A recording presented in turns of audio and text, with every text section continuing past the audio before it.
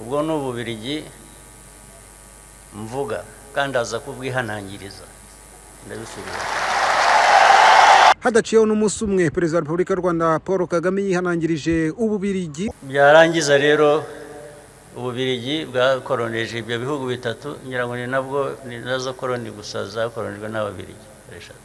Bakagenda bakajya i Kinshasa bagatunga urutoki u Rwanda, bakavuga ko baza kurufatira ibihano kandi bagiye kubwira isi yose kubikora ku Rwanda. Ariko se wowe nta soni ugira?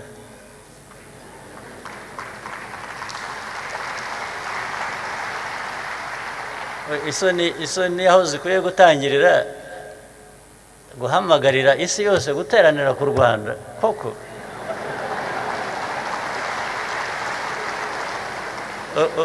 U Rwanda uko rungana, u Rwanda twebwe tugateranirwaho n'isi yose.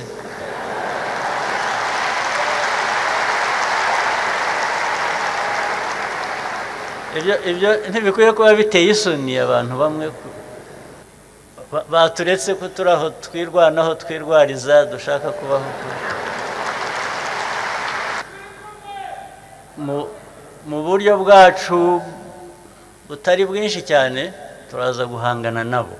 U Rwanda rwaciye umubano n'Ububiligi runirukana abadiplomate barwo. Guverinoma y'u Rwanda yamenyesheje y'Ububiligi ko yahagaritse umubano wayo nabwo mu bya diplomasi, inategeka abadiplomate b'iki gihugu kuba bavuye ku butaka bwarwo mu gihe kitarenze amasaha 48. N'umwanzuro wa guverinoma y'u Rwanda yafashe kuri tariki ya 17 Werurwe 2025 ikavuga ko ugomba guhita ushyirwa mu bikorwa. U Rwanda rwavuze ko rwawufashe nyuma yo kubyigana ubushishozi mu ngeri zose bitewe n'imyitwarire yabwo, nukuvuga Ububiligi. Imyitwarire u Rwanda ruvuga ko ari ya gikoroni. Itangazo ryashyizwe hanze na Minisiteri y'Ububanyi n'Amahanga ikavuga ko Ububiligi bwakomeje gutesha agaciro u Rwanda yaba mbere ndetse no mu gihe cy'amakimbirane yo muri Repubulika ya Demokarasi ya Kongo, aho Ububiligi bufite uruhare mu mateka mabi by'umwihariko mu gukora ibikorwa bibangamira u Rwanda. U Rwanda rwavuze ko uyu munsi Ububiligi bwafashe uruhande mu makimbirane ari kuba rujya kurubangamiye u Rwanda kandi ngo rugakwirakwiza ibinyoma kugira ngo hafatwe ibyemezo bibangamiye igihugu cy'u Rwanda, ariko ngo kandi ngo byose bigamije guhungabanya u Rwanda n'umutekano mu karere. Iri tangazo rinavuga ko abadiplomate bose b'Ububiligi mu Rwanda basabwe kuva mu gihugu bakaba bazinze utwabo mu gihe kitarenze amasaha 48. Ruvuga ko ruzubahiriza amahame mpuzamahanga y'Vienne agendanye no kurinda imitungo n'inyubako z'Ububiligi biri mu Rwanda. Perezida wa Repubulika y'u Rwanda Paul Kagame ariko ku munsi w'ejo ku itariki ya 16 yari aherutse kuvuga ko u Rwanda rudashobora kwihanganira na busa imyitwarire y'Ububiligi, ko rugomba gufata umwanzuro ukomeye. Perezida wa Repubulika y'u Rwanda Paul Kagame yari amaze kuvuga ko bikwiriye ko yongera kwihaniza iki gihugu cy'Ububiligi. Ububiligi bwishe u Rwanda bukica abanyarwanda amateka aya yose arenze 30 gusa, imyaka 30 gusa. Rukajya rutugarukaho rukongera abasigaye rukongera rukabica.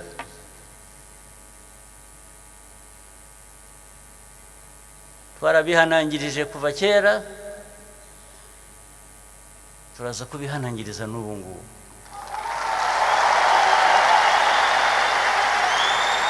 Umukuru w'igihugu yavuze ko Ububiligi ari bwo maze iminsi bushishikariza ibihugu n'inzego zitandukanye gufatira u Rwanda ibihano. Minisitiri w'Ububanyi n'Amahanga n'Ubutwererane Ambasaderi Olivier Nduhungire mu kiganiro yagiranye n'ibitangazamakuru birimo Igihe muri Gashyantare 2025 yasobanuye ko mu nzego Ububiligi bwashyizeho igitutu kugira ngo zifatire u Rwanda ibihano harimo nka Banki y'Isi n'iy'Umuryango w'Ubumwe bw'i Burayi. Yavuze ko harimo n'ibindi bigo byinshi binakomeye ndetse ngo ahantu hose ububirigi bukajyayo bugakwirakwiza ingengabitekerezo y'uko bakwiriye gufatira u Rwanda ibihano.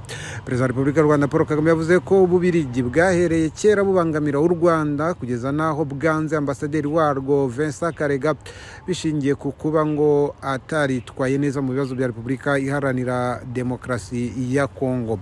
Nyuma y'uyu mwanzuro w'u Rwanda, Minisitiri w'Ububanyi n'Amahanga w'Ububirigi Maxime Prévost yatangaje ko igihugu cye nacyo kiza gusubiza ashinja u Rwanda kutayoboka inzira y'ibiganiro mu gihe hari ibyo impande zombi zitumvikanaho. Yavuze ko Ububirigi nabwo buza kwirukana abadiplomate bose b'u Rwanda. Dushaka kwanduranyaho, ariko iyo umuntu ashaka kukwica ubigenza ute? Muri za nyigisho, ariko nta kibazo ufitanye nazo. Mwiyo ukubise ku musaya umwe harya ngo urahindura ukagira ibyo ntabyo ndimo.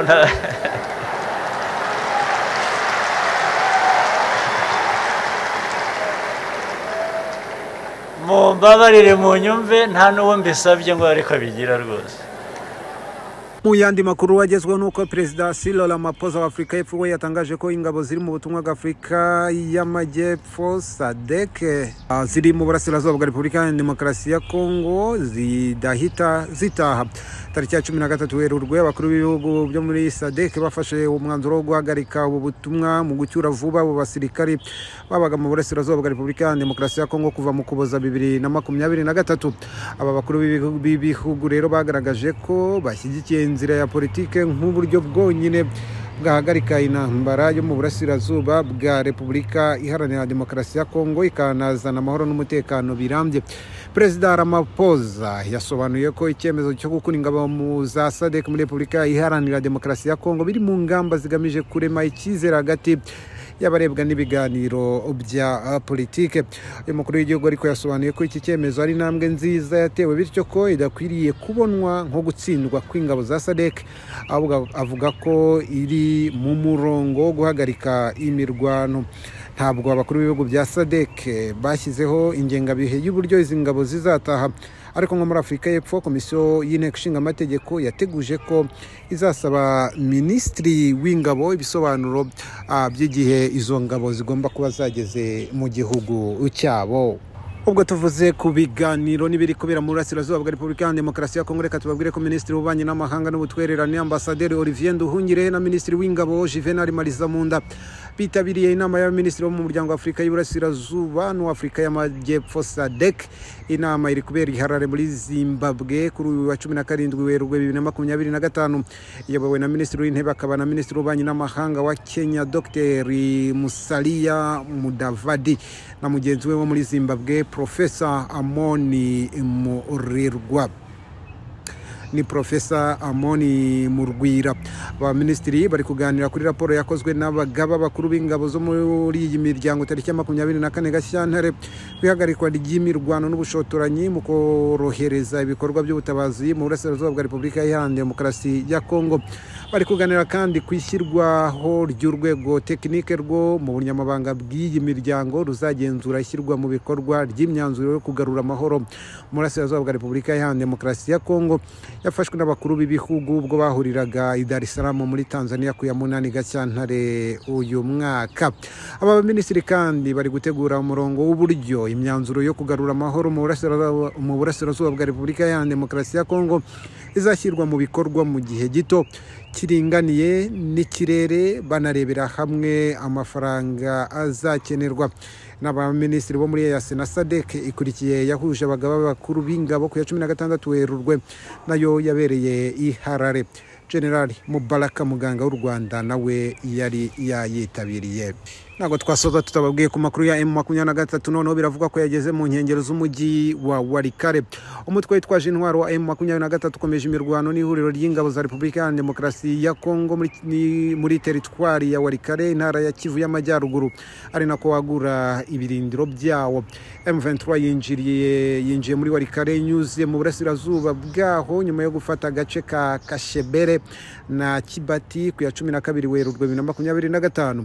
Icyo gihe ingabo za Repubulika ya Demokarasi ya Kongo n'imitwe ya Wazalendo irimo na APCRS ya Janvier Karari ndetse hakabamo n'indi mitwe byavuye mu duce harimo nk'uduce ka Pinga kugira ngo babyambure mu 23 bayambure Nyabyondo yari yafashe mbere yaho.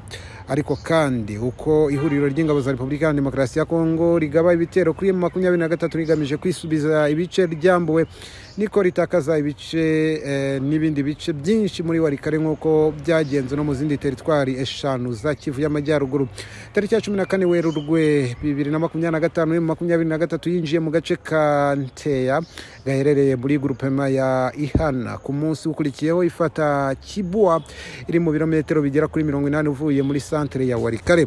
Mu gihe imirwano yari ikomeje ku itariki ya 16 Werurwe 23 yafasha agace ka Mpofi kari muri groupement ya Utunda ni mu birometero 52 werekeza muri centre ya Walikale.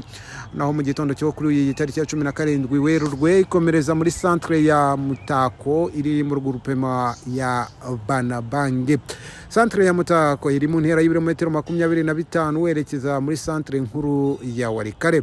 Mu gihe iyi Mutakato yaberagamo imirwano, abaturage benshi bo bari muri centre ya Walikale bahunze berekeza mu mujyi wa Kisangani mu ntara ya Chopo nk'uko binyamakuru birimo Actualité byabitangaje. Umuvugizi w'ihuriro AFCM 23 mu rwego rwa politike Lawrence Kanyuka ku ya 18 Werurwe yamaganye ibitero ihuriro ry'ingabo za leta rikomeje kugaba ku birindiro byabo mu gihe Rwanda muri Angola hategerejwe ibiganiro by'amahoro bigomba guhurizamo umutwe wa M23 ndetse na Repubulika ya Demokarasi ya Kongo. Ku ya 18 Werurwe abahagarariye AFCM 23 na leta ya Repubulika ya Demokarasi ya Kongo barahurira mu biganiro by'amahoro i Rwanda mu gihe umuryango Afurika yunze ubumwe ugaragaza ko inzira ya politiki ariyo yonyine yahagarika iyi ntambara. Nadusoreje amakuru twabateguriye. Utarakanda subscribe ihute nako kamenyetso k'umutuku kandi to subscribe kugira ngo amakuru nkaya yihuse ajya hita akugeraho. Bye.